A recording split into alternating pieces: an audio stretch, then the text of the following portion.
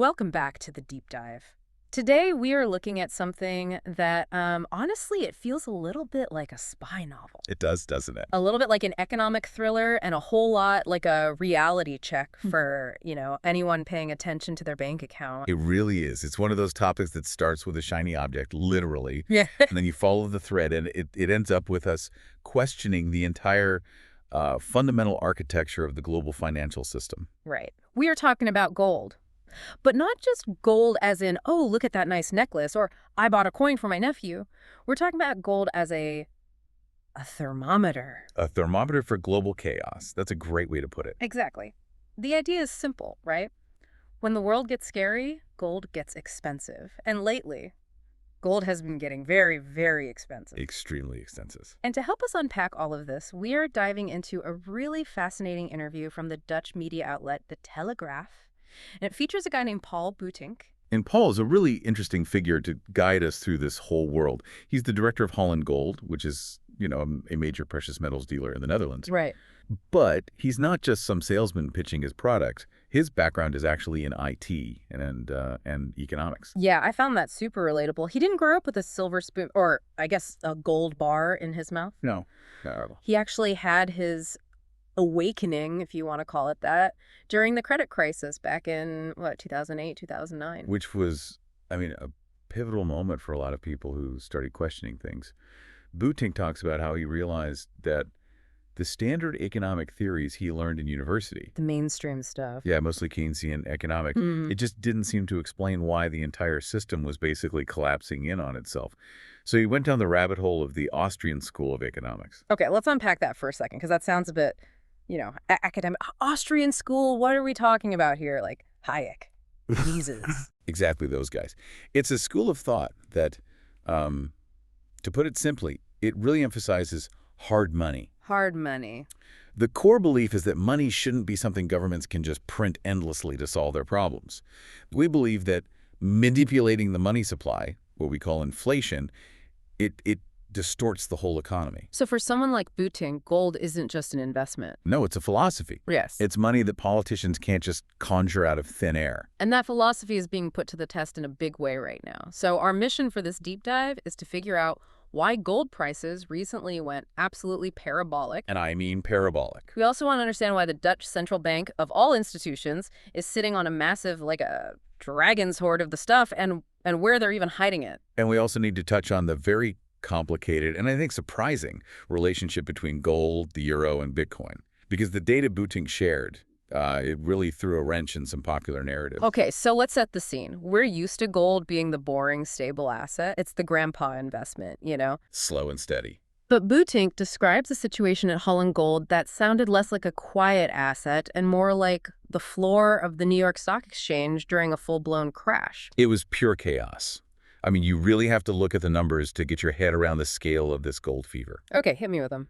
So in early 2024, a kilo of gold was trading for around 60,000 euros. 60,000 for a kilo. Okay. By early 2025, so a year later, it had climbed to about 80,000 euros. Now, that's a 30% jump. Which is already a fantastic year for any asset class. A great year. Most people would be thrilled with that. But then January 2025 hits. And what happened? In just one single month, the price spiked from 120,000 to 150,000 euros per kilo. Wait, hold on. 150,000 euros for a single kilo bar of gold. That's not steady growth. That's exponential. It is. That's crypto-level volatility. But in the world of gold, it's practically unheard of. So what did that do to his business? Well, that's when things got completely messy. Buitink describes the situation at his company as just all hands on deck. Demand wasn't just up a little bit. Yeah. It was 7 times higher than usual. 7 times. Yes. In 1 month, they sold 180 million euros worth of gold. That's normally a whole year's worth of saves for them, right? That's exactly what he said. A year's worth of business in about 30 days. And you have to imagine the logistics of that. You aren't just moving numbers on a screen. No, this is actual physical heavy metal. Exactly. They had shortages of personnel, logistical bottlenecks. They were literally running out of bars and coins from the big smelters in Switzerland and Germany. So the supply chain was breaking down. It was under incredible strain. Yeah. He said they had to close their phone lines early, most days, just to have enough time to process the orders they already had. It just sounds like a total frenzy. But then, and this is the real roller coaster part, it crashed. It did, on a Friday, Hmm. of all days. And it coincided with a presentation by the Dutch government about some new agreement. And the price just dropped 10% in a single day. 10% in one day for gold. That's historic. That kind of move usually takes years to unfold. It's massive. It fell back down to about 137,000 euros. So, why? Why did it happen? Was it just gravity finally taking over after that insane run-up? Well, there are a few theories, and Buitink lays them out quite clearly in the interview. The mainstream view, the one you'd probably see on Bloomberg or CNBC, Yeah. is simply that the market was overheated. It was parabolic. When something goes vertical on a chart like that, it eventually has to correct. People take profits, the market finds a new level. Sure, that makes sense on the surface. But Buitink is an insider. He's on the front lines. Mm-hmm. Does he think there was something else going on? He definitely hints at it. He points towards the manipulation view, which is it's a very common perspective in the precious metals community. To understand it, you have to get the difference between the paper market and the physical market. All right, let's break that down. Paper versus physical. So the physical market is what Buitink deals in.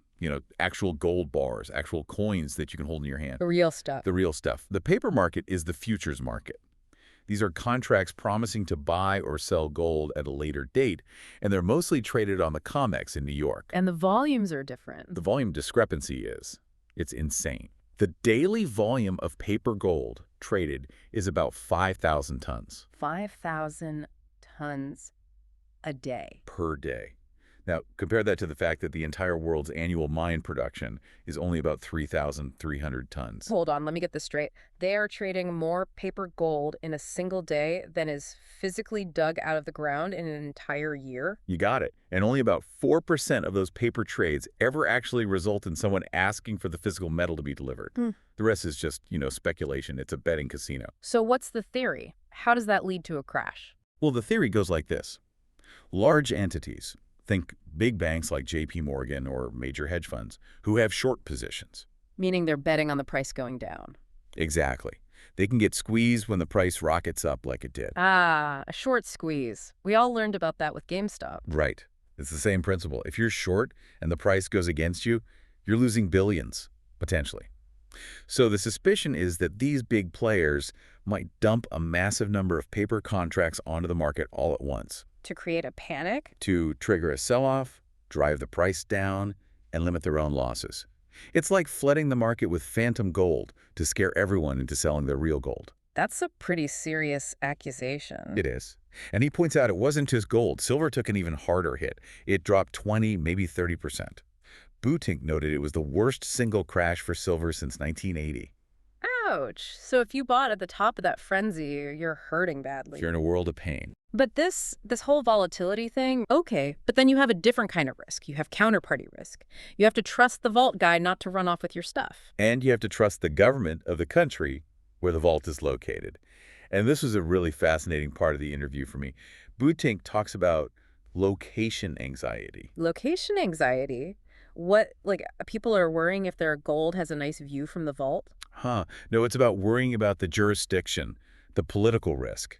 For example, some of his clients are terrified of the EU and Brussels. Why? They think the EU might one day confiscate gold or impose really strict capital controls in a crisis. So they want their gold stored in Switzerland, which, is famously outside the EU. The classic safe haven. Makes sense. But then you have another group of clients. They think Switzerland is too close to the EU or that Swiss banking secrecy isn't what it used to be. They don't trust the Swiss anymore. So where do they want it? They want their gold in Singapore. Wow. So you literally have people moving their life savings around the globe based entirely on which government they fear the least at any given moment. It's a geography of fear. It's a map of global distrust. So what's the third option? The third option is the easy one. Paper products. Yeah. Things like ETFs, exchange-traded funds. Right. You can buy them in your regular brokerage account. Exactly. It's cheap, it's easy to trade, but Buitink gives a really strong warning here. He says you don't actually own the metal, you own a claim on the metal, a piece of paper. And if the system really does collapse, good luck trying to redeem that piece of paper for an actual physical bar of gold. That brings up the whole privacy aspect, too. I imagine a lot of the people buying physical gold want to fly under the radar. It's a huge factor.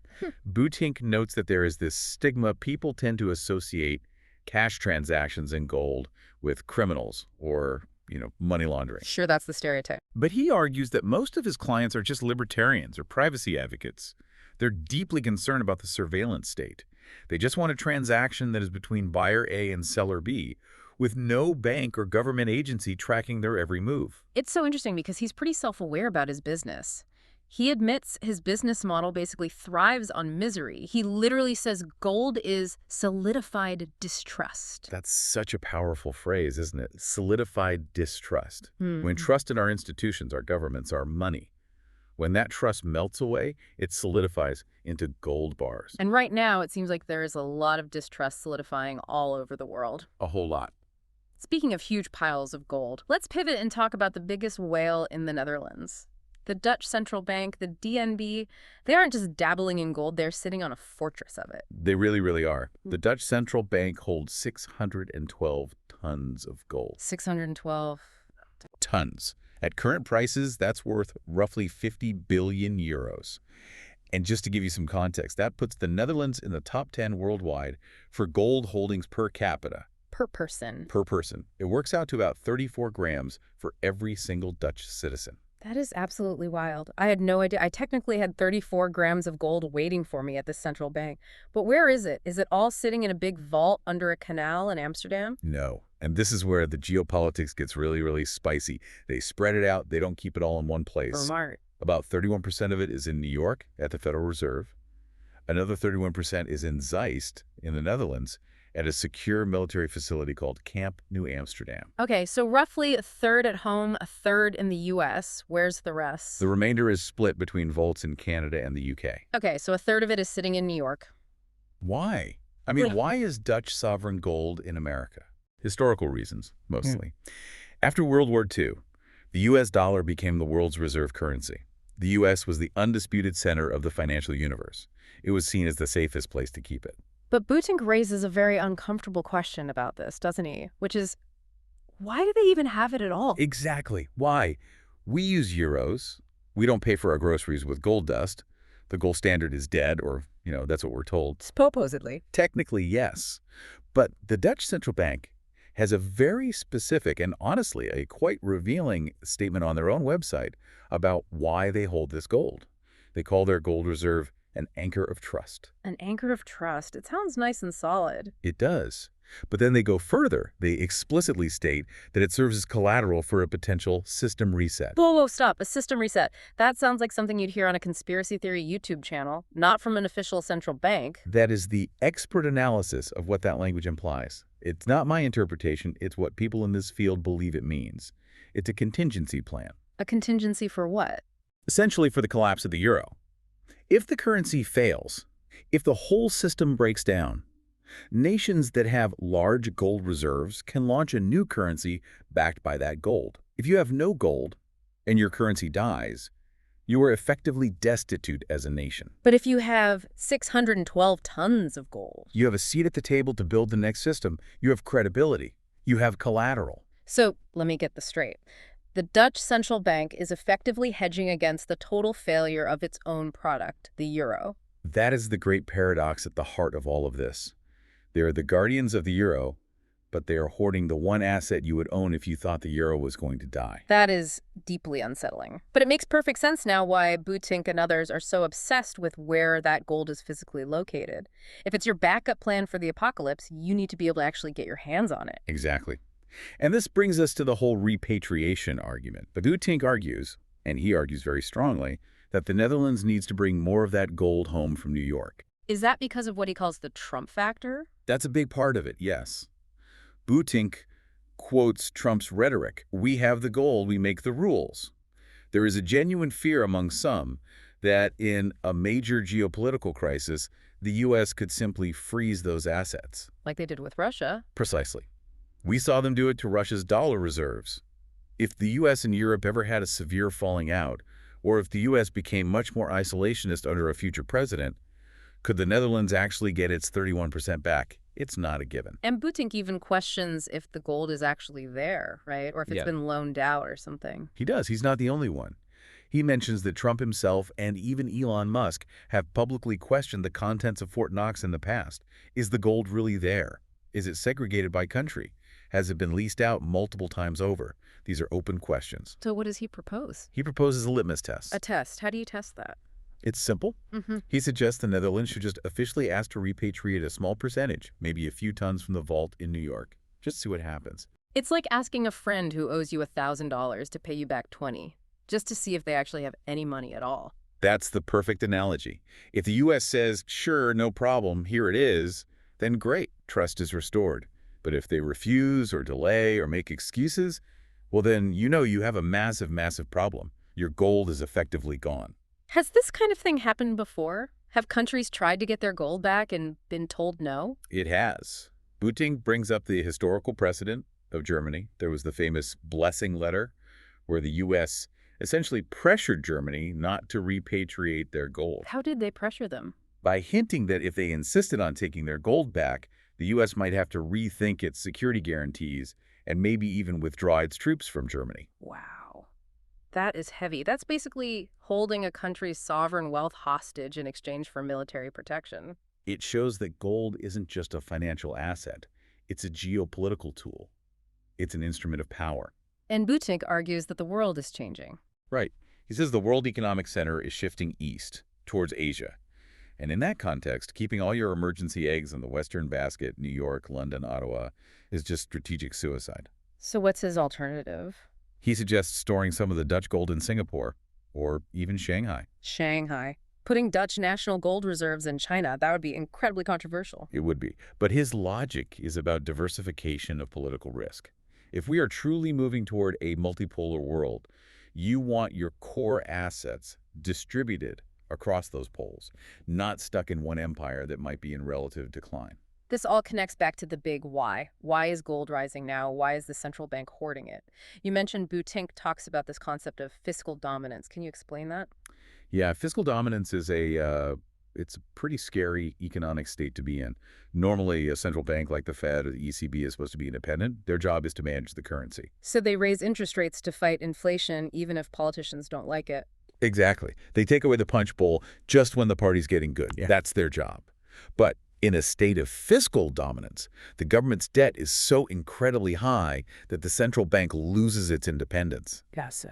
They can't raise interest rates to where they should be because doing so would bankrupt the government. The interest payments on the national debt would become unsustainable. So the central bank is forced to keep rates artificially low and, print money just to keep the government solvent. So the central bank becomes a servant of the Treasury Department. Precisely. Its primary mission shifts from protecting the currency to financing the government's deficit. And Buitink thinks we're in that state now. He thinks we are definitely there, or heading there very, very fast. Yeah. He mentions the political pressure Trump puts on the Fed to keep rates low, but it's happening in euros too. And if the central bank is just printing money to fund government debt, what happens to the currency? It devalues. It loses purchasing power. And what goes up when the currency goes down? Gold. Gold. He also seems pretty skeptical about the euro as a project in general. He mentioned Nexit, the idea of a Dutch exit from the eurozone. He did. He's quite open about viewing the euro as an unsustainable construct. He compares its eventual fate to an old Ernest Hemingway quote about going bankrupt. Oh, that's a classic. How did you go bankrupt? Two ways, gradually, then suddenly. And Buitink sees the euro as being in the gradually phase right now. Yes. And his argument is that it's better to plan for a controlled exit, an exit, or at least prepare for a breakup, rather than just waiting for the suddenly phase where it all blows up in a chaotic, unpredictable collapse. It's so interesting that the central banks, the ones in charge, seem to agree with the underlying danger, even if they'd never say it out loud. You mentioned they are buying gold. How much are they buying? They are on an unprecedented buying spree. Central banks globally have been buying about 1,000 tons of gold annually in recent years. That is a massive, massive shift from just a decade ago when they were net sellers. 1,000 tons a year. And a big driver of that is the weaponization of the U.S. dollar, right? That was the real turning point. When the U.S. and Europe froze Russia's dollar-denominated assets in 2022 after the Ukraine invasion, it sent a shockwave through the entire global south. How so? Well, think about it. If you're a country like China or India or Brazil or Saudi Arabia, the BRICS nations, you suddenly realize something terrifying, Which is? that if you cross the U.S. politically, your dollar reserves can just vanish Yeah. overnight. They can be confiscated. Mm. So dollar reserves are no longer risk-free assets. They now carry immense political risk. But gold doesn't have that risk. Gold has no counterparty. It's not someone else's liability. It's a physical asset you control within your own borders. Right. So the geopolitical fracturing of the world is literally fueling the fire under the gold price. Okay, so this brings us to the elephant in the room. There is one other asset that was supposed to behave like gold in exactly this kind of scenario. Ah, yes, Bitcoin, digital gold. The narrative for years has been that Bitcoin is gold 2.0. It's scarce, it's decentralized, governments can't print it. Logic would suggest that in a time of war, high inflation, and government distrust, Bitcoin should be moving right alongside gold. That was the thesis, a very popular one. But it didn't happen, did it? No, quite the opposite, in fact. While gold was hitting those record highs of 150,000 euros, Bitcoin was crashing, or at best trading sideways, largely correlating with high-risk tech stocks. So why the divergence? Buitink is a crypto guy, isn't he? He works in that space. He should be a believer. He is. He was involved with companies like Buitink in the Netherlands and others. He is a proponent of Bitcoin. He sees the value in digital scarcity in a decentralized network. But he's also a realist. And what does reality say? He admits that right now, today, the market treats Bitcoin as a risk asset, not a safe haven. So when people get scared and want to de-risk, they sell their tech stocks and they sell their Bitcoin. When they get brave and want risk, they buy them back. That's exactly how it's behaving. Whereas gold is the opposite. It's a risk-off asset. When people get scared, they sell stocks and buy gold. Buitink points out a few reasons for this. One is what he calls the tangibility factor. Right. You can't drop a Bitcoin on your foot. You can't. And in a real systemic crisis, especially something like a war or a grid-down scenario, physical reality matters a lot. Gold has thousands of years of history. It has industrial use, decorative use. It's universally recognized. Bitcoin's value is purely based on the network continuing to function and people continuing to have confidence in it. There's also a huge generational divide, isn't there? It's massive. Older investors, the ones who currently hold the most capital that needs protecting, still overwhelmingly prefer the physical certainty of gold. They understand it. They can touch it. Bitcoin is still maturing. It's still finding its place in the financial ecosystem. So what's Buitink's outlook? Does he think it will ever become digital gold? He hopes so. He hopes that one day Bitcoin will decouple from the stock market and become a true digital reserve asset. But he's very honest and admits, quite frankly, that it hasn't happened yet.